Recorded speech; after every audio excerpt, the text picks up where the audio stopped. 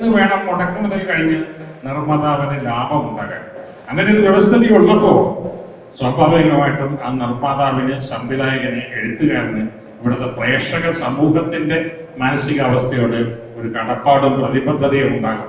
അവനിൽ കൂടുതൽ വെളിച്ചം പകരാൻ കഴിയുന്ന, അവന്റെ മനസ്സിൽ എന്തോ ഒന്നുകൂടി ഉയർന്നെടുക്കുവാൻ നിമിത്തമാകുന്ന കഥകൾ നമ്മൾ തേടിപ്പോയില്ലെങ്കിൽ നമ്മൾ അവഗണിക്കപ്പെടും, തിരസ്കരിക്കപ്പെടും, പരാജയപ്പെടും എന്ന് പറയുന്ന അവസ്ഥ സിനിമയിൽ അത് മാറിയിരിക്കുന്നു. ഇപ്പോൾ ചാനലുകളാണ് തീരുമാനിക്കുന്നത് ഏത് സിനിമയാണ് ഇവിടെ വിജയിക്കേണ്ടത്, പരാജയപ്പെടേണ്ടത്.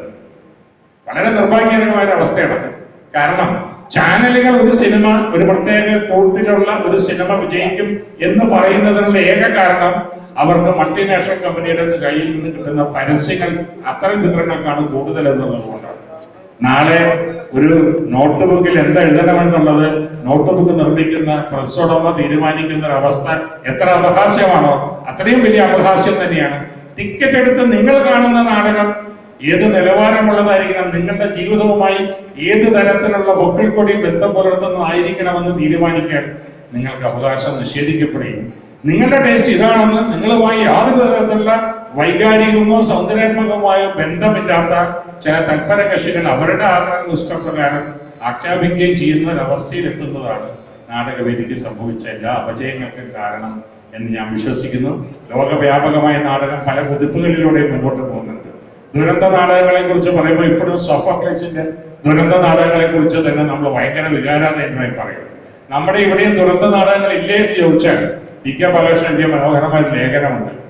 ഒരുത്തന്റെ ഭർത്താവ് തെങ്ങ് കയറിയും തെങ്ങിന്റെ മുകളിൽ താഴെ വീണു, നടുവൊടിച്ചു, 3 വർഷത്തോളം കിടപ്പ് കിടന്നു. അവന്റെ പെണ്ണുപിള്ളയുടെ ദുരന്തമല്ല, നാടകത്തിലെ ദുരന്തമല്ല. ഒരുത്തനെ ഒരുത്തിയെ സ്നേഹിച്ചു, അവളെ വേറൊരുത്ത കല്യാണം കഴിച്ചുകൊണ്ട്, അത് ദുഃഖമാണ്. ദുഃഖവും ദുരന്തവും തമ്മിൽ വ്യത്യാസമുണ്ട്. ശരിയാവാണ്, ശരിയെന്ന് ഞാൻ മനസ്സിൽ കരുതുന്നതും എനിക്ക് ചെയ്യേണ്ടി വരുന്നതും തമ്മിൽ ശരികേടുകളുടെ അകലമുണ്ടാകുമ്പോൾ ഞാൻ അനുഭവിക്കുന്ന ആത്മദുഃഖമാണ് ദുരന്തത്തിന്റെ അടിസ്ഥാന ഭൂമിക. എനിക്ക് കിട്ടിയ ദാനമായി കിട്ടിയ ഒരു വാക്കുകൊണ്ട് ഞാൻ പലതും വലിച്ചു തീർക്കാൻ ശ്രമിക്കുമ്പോൾ ഞാൻ ആയിരിക്കണമെന്ന് ആഗ്രഹിക്കുന്നതും ഞാൻ ആയി പോകുന്നതും തമ്മിലുണ്ടാകുന്ന അകലമാണ് ദുരന്തത്തിന്റെ സാക്ഷ്യവാക്യം എന്ന് പറയുന്ന ഒരുപാട് ദാർശനികന്മാരായ നാടകകാരന്മാർ ഇന്ത്യയിലുണ്ടായിരുന്നു, ഇന്ത്യക്ക് പുറത്തുമുണ്ടായിരുന്നു. ഞാൻ ഏറെ ദീർഘിപ്പിക്കുന്നില്ല. നാടകത്തെക്കുറിച്ച് ആധികാരികമായ അനുഭവപരിചയത്തിന്റെ വെളിച്ചത്തിൽ സംസാരിക്കാൻ കഴിയുന്ന സുഹൃത്തുക്കളാണ് ഇവിടെ ഉള്ളത്. ഞാൻ ജനിച്ചത് എറണാകുളത്തെ മാർക്കറ്റ് റോഡിനോട് ചേർന്നുള്ള മുസ്ലിം സ്ട്രീറ്റ് എന്ന് പറയുന്ന ഒരു ചെറിയ തെരുവിലാണ്. അവിടെ 18 വീടുകളുണ്ടായിരുന്നു. അതിൽ ഏക ക്രൈസ്തവ ഭവനമായിരുന്നു ഞാൻ കണ്ടത്. ഒരു ഹൈന്ദവ ഭവനവും ഒരു യഹൂദ ഭവനവും ഉണ്ടായിരുന്നു. ബാക്കി 15 മുസ്ലിം ഭവനങ്ങളായിരുന്നു. റാവുത്തറിന്റെ വീട്ടിലെ ഉമ്മയും ഹാജിയാരുടെ വീട്ടിലെ ഉമ്മയുമാണ് എന്നെ എടുത്തുകൊണ്ടൊക്കെ നടന്നിട്ടുള്ളത്. വൈകുന്നേരങ്ങളിൽ പൈപ്പറ്റ് ചോട്ടിൽ അവർ ഒത്തുകൂടുന്ന കാണാൻ നല്ല ഭംഗിയാണ്. പാരമ്പര്യ രീതിയിലുള്ള വസ്ത്രങ്ങളാണ് മുസ്ലിം വീടുകളിൽ ഉമ്മമാർ ധരിക്കുക.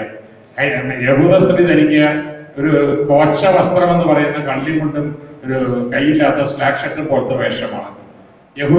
ഹൈന്ദവ സ്ത്രീ ധരിക്കുന്ന ഒരു മുണ്ടും ചെമ്പറും തോർത്തുമാണ്. എന്റെ അമ്മ ചെറായി മുനമ്പം ആ ഭാഗത്തുനിന്ന് വന്ന തനി നാട്ടുപുറത്തുകാരിയായതുകൊണ്ട് വിശരി പോലെ ഞൊളിഞ്ഞെടുത്ത മുണ്ടും മേക്കാൻ മുതൽ ചട്ടയുമാണ് ധരിക്കുക. ഈ ബഹിസ്വരത എന്ന് പറയുന്നതിന്റെ പ്രത്യക്ഷ ഭാഗ്യരൂപമാണ് ഞാൻ പറയുന്നത്. അത്തരത്തിലുള്ള വേഷവിധാനങ്ങളുടെ വൈവിധ്യത്തോടു കൂടി ഇവർ നിന്ന് സംസാരിക്കും. വൈകിട്ട് ഒരു 6 മണി കഴിയുമ്പോൾ പല വീടുകളിലുമായി 10-40 കുട്ടികളുണ്ട്. കുട്ടികളിൽ പലരുടെയും കരച്ചിൽ ഇങ്ങനെ ഉയർന്നു കേൾക്കും. പല കാരണങ്ങൾ കൊണ്ട് കരയുന്നവരുണ്ട്. രോഗാവസ്ഥ, വേദന, അങ്ങനെ എന്തെങ്കിലും വന്നാൽ കരയുന്നവരുണ്ട്. വിശന്നിട്ട് കരയുന്നവരുണ്ട്. സ്കൂളിൽ പോകുമ്പോൾ ചെയ്തു വരാൻ പറഞ്ഞ ഗൃഹപാഠം ചെയ്യാത്തതിന്റെ പേരിൽ നാളത്തെ ശിക്ഷ ഒഴിവാക്കാൻ വേണ്ടി കരഞ്ഞൊരു ലോകം അഭിനയിക്കാൻ വേണ്ടി കരയുന്നവരുണ്ട്. അമ്മമാർ അതൊന്നും വലിയ കാര്യമായിട്ട് എടുക്കാറില്ല. പക്ഷെ എന്നെ അത്ഭുതപ്പെടുത്തിയത് പിറ്റേന്ന് രാവിലെ 2 വീടുകൾക്കിടയിലുള്ള മതിലിന് അപ്പുറം ഇപ്പുറം നിന്ന് ആചാര്യ വീട്ടിലെ ഉമ്മയോട് എന്റെ അമ്മ ചോദിച്ചു, അല്ലമ്മ, നിങ്ങളുടെ 2ാമത്തെ മകന്റെ 3ാമത്തെ കുഞ്ഞന്റെ ഇന്നലെ ഒരു വല്ലാത്ത കരച്ചിൽ കരഞ്ഞു. 10-35 കുട്ടികൾ കരഞ്ഞ കൂട്ടത്തിൽ ഈ വീട്ടിൽ നിന്ന് ഉയർന്ന കരച്ചിൽ ഇവരുടെ 2ാമത്തെ മകന്റെ 3ാമത്തെ കുഞ്ഞിന്റെ കരച്ചാണെന്ന് തിരിച്ചറിയുകയും അത് വെറും കരച്ചിലില്ല, വല്ലാത്തൊരു കരച്ചിലാണെന്ന് അറിയുകയും ചെയ്താൽ അമ്മക്ക് അതിന്റെ ഒരു സവിശേഷതയുണ്ട്. അതൊരു അനുഗ്രഹമാണ്, അതൊരു സിദ്ധിയാണ്. അതാണ് ഒരു നാടകകാരൻ ഉണ്ടായിരിക്കേണ്ടത്, അതൊരു കലാകാരൻ ഉണ്ടായിരിക്കേണ്ടത്. അത് മനസ്സിൽ വെച്ചുകൊണ്ടാണ് മഹാഗുരുനാഥനായ കാളിദാസൻ പറഞ്ഞത് രുദിതാനുസാരി കവി.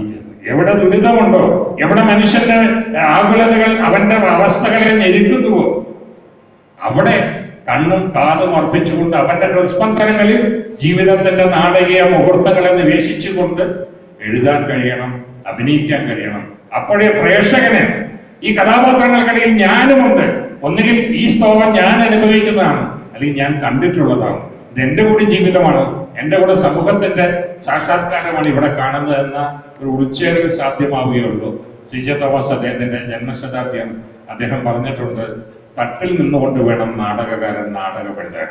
മനസ്സിൽ രംഗവേദി ഒരുക്കി അതിന്റെ തട്ടിൽ നിന്നുകൊണ്ട് തന്റെ കഥാപാത്രങ്ങളോടൊപ്പം ആ ജീവിതം പങ്കിട്ടുകൊണ്ട് വേണം നാടകകാരൻ എഴുതാൻ, നാടക സംവിധായകൻ സംവിധാനം ചെയ്യാൻ, നാടക ആസ്വാദകൻ നാടകം കാണാൻ എന്ന് പറയുമ്പോൾ അവർ ആ ഗുരുക്കന്മാർ അർത്ഥമാക്കിയതും നാടകം ജീവിതത്തിന്റെ ഒരു പുനർവിന്യാസമാണ്, വിചാരണയാണ്, വിമർശനമാണ്, അംഗീകാരമാണ്, സ്വീകരണമാണ് എന്നുള്ളതാണ്.